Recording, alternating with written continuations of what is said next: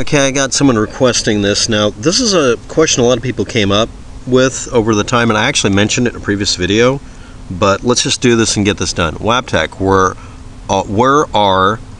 are the alleged projectiles, bullets, that were removed from bodies of injured or deceased? Where are the ballistic matchups to the rifling?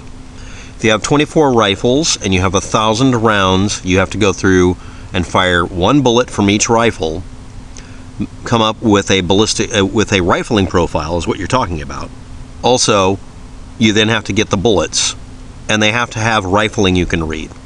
The shell casings or ejector markings, yes, you can do that. You can take 1,000 rounds and go through them one at a time with a microscope and recognize the firing pin and also the breech block impact point, if there is one too, because when they're fired they sometimes do that. Firing pin dents, yes, I know that.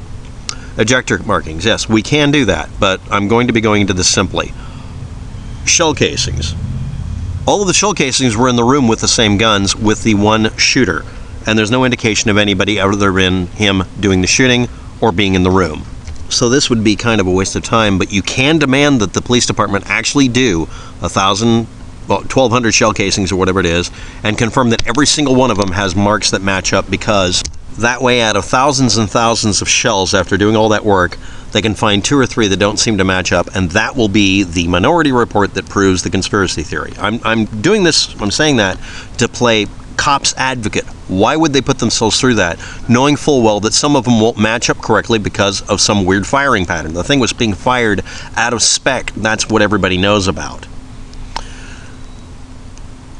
The normal SOP that they always do. Do they always do this when there are literally 1,000 rounds fired? I'm not kidding about that, yes or no.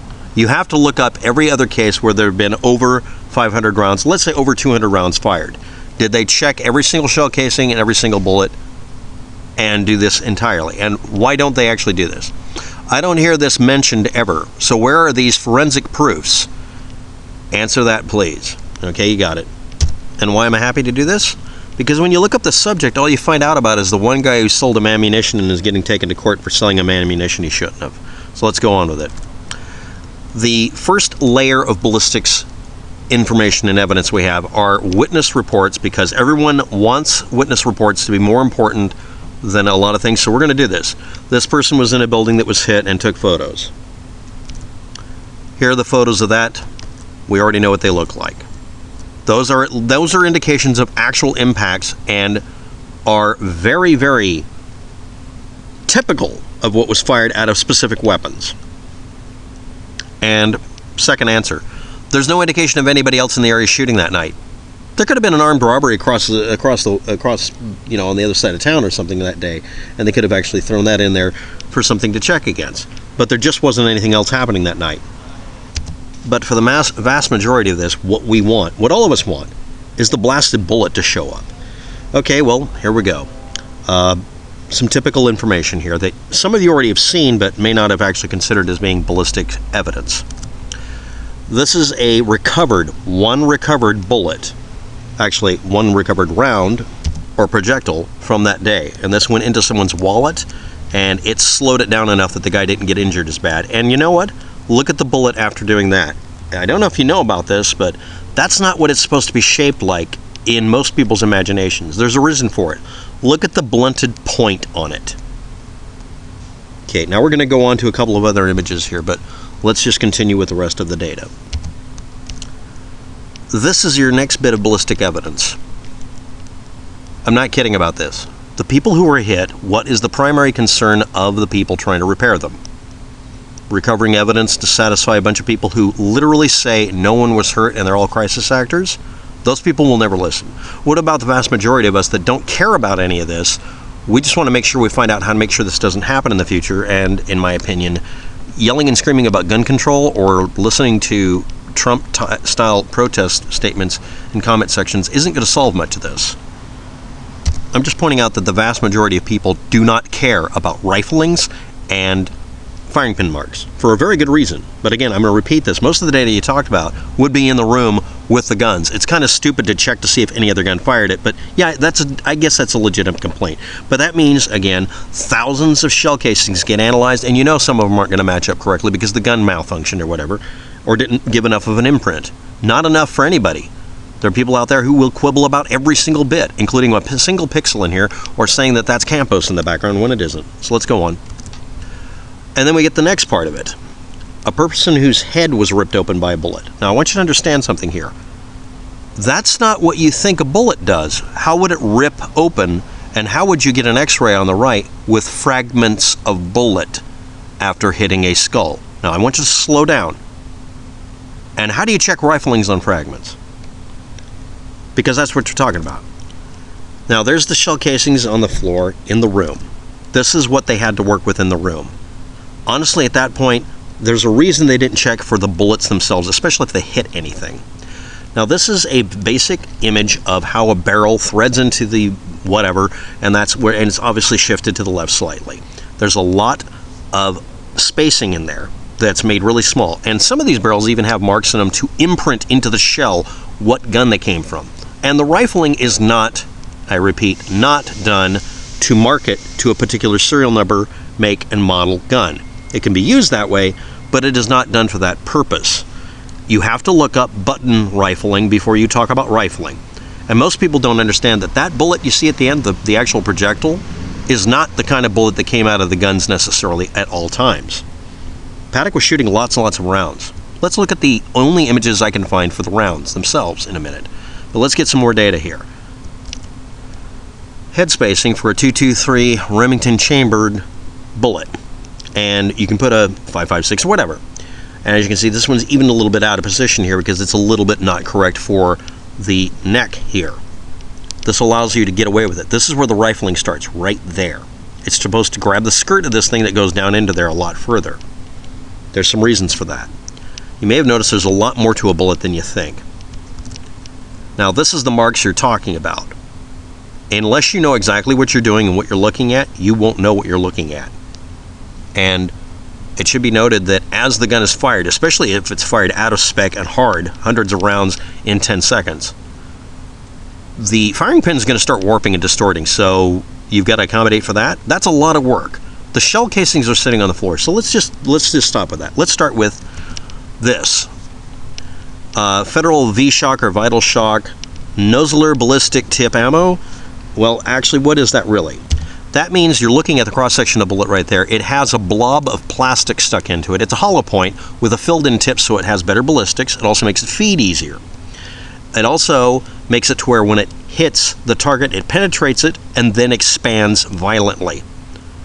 And the riflings, all of them, are going to be along the edges here and here. And depending on how much material is available, after it enters a human being or even just hits a random objects and deflects, you're not going to have much to work with. Some people were hit with a bullet and went straight through them, punched a hole through them, and hit somebody else and got stuck there. They could have recovered those because it slowed down enough. And it might not have expanded. It failed to expand. But that's what it looks like on the right when you get one back out of a gel block. This one's a green tip, but you get the idea. I'm going to repeat that. That's what it's supposed to do. Virtually the entire surface area you're going to try to get ballistic information from the bullet is going to be on the ass end of what looks like a flattened out disc. This is not likely to give you much data, but yes, it is there. But it is heavily distorted. These are the rifling marks. They're distorted. The thing is ripped open. You'd have to unrip this to do it. And this isn't even typical. This is done under almost ideal conditions. You're not going to recover much to trace back to the individual gun from a bullet, because these bullets were picked probably on purpose because they'd have the least likelihood of having ballistic track back. If he was thinking even for 10 seconds of getting out of there and getting out alive, he wouldn't want it tracing back to his guns. I don't know how he'd ever think of any way that would work, but you get the idea. I don't think he was too smart. So I'll just review your question. They're not alleged projectiles or bullets. They were not allegedly removed from bodies or from the injured or deceased. They were also removed from the dirt in some cases. The ballistic matchups to the rifling would be very difficult or physically impossible. By the way, I tried to show you an image of the best case scenario if the bullet does what it's supposed to. And that's hitting a gel block. That's not hitting bone. That's not hitting a random object. That's not hitting one person then the other. The only way you're going to get rifling is if it hits something so mushy that it goes straight through it and gets stopped by a pillow or something, and even that'll warp them. Shell casing, ejector marks, and firing pin dents would be on the floor in the room where the guns were, and it doesn't seem like something they would put a big priority on, because it's kind of silly to double check something. I'm sorry, but that is a silly thing to request, in my opinion. But yes, you could absolutely ask them to do that. This is not the normal SOP when you have 1,000 rounds fired from one guy shooting a massive number of people. This is not unprecedented, but it's pretty close. This would be like going around in an area where a full-scale firefight had gone on and trying to match it up between 1 people shooting at another dozen people. You're not going to be able to do that very easily. And that's even with good bullets that would be recoverable. These things are specifically designed, the only ones we see are designed on impact to expand to cause the maximum amount of damage and kill things. That's what they're for.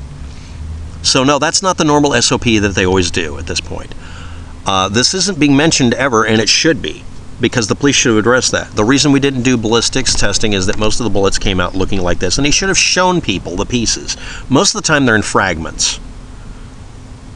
These forensic proofs only have one thing: the effect they had on the population below and where they found the shell casings. It seems circumstantial to a person who does not have, who has way too high of a tolerance here, or high of a standard for proof. I understand. I mean, I would want complete proof. But the fact is that unless you go to a range and shoot exactly the same ammo he fired out of the same gun into a gel block, you don't know about this. Now, most people just look up stuff on YouTube, so you don't see anything different. It's rare that they get a bullet that even has the markings visible. They normally fragment. The idea is it's supposed to dump all the energy into the flesh to kill. And in this case, if it penetrated that metal, probably wouldn't be much left of it either. And if it hit that, I don't think you're going to find anything left. And hitting that's an example of it actually being recovered. It hit a relatively soft object. It also is supposed to have gone through a human being and ended up there, by the way. This, I don't think, is going to be a good recovery source. I don't think he's a good material recovery thing as a target. I don't treat these people as being a statistical likelihood thing. And I don't even want you to talk about this. There's the fragments. If you want to ballistic test them, that's great. But I don't think that this is really truly necessary. I really don't, because of the odds of not getting anything useful. A decent sample size out of 1,000 of these bullets, shell casings on the floor, would be to pull about 20 of them and try to see if you can find at least 2 each from the different guns, because it seems to be piled up in one spot. That would make sense, and that's what I would do, just to confirm that at least we got 1 shell from each gun to confirm they were definitely fired in that area. I would also look around to see if there was any aberrations to it, but really, there's just 2 windows blown out, so there's no reason to look in the kitchen. All right? I would definitely, however, look in front of the door he shot through to make sure I could find that. The shell casings are on the floor. There's no reason to confirm whether or not it came from any of the guns. But yeah, you could request that, because that's physically possible. But trying to think this is what you're going to get when you fire something that's built like that, after you really don't need to do this, when it's designed this way and does that. No, I'm not going to say that you can get ballistics data off of that. And you know what? That was a best case scenario looking thing, because that's what you normally see. The problem with this the problem with this discussion is that is what you're going to get. You're going to get it mushroomed out. And that's not even a black talon or anything. That's just literally the same damn bullet. It's not much different. And yes, if it's a soft lead tip, you'll get a similar effect, but not exactly the same. It depends on how the physical construction of the thing is. All of those rifling marks from these primarily button rifled barrels in AR-15s and such is in the copper layer, and it's designed to rip off so that the internal materials can do most of the damage, and most of the time it doesn't come out this good. Thanks for watching. Have a good day. Good luck with that.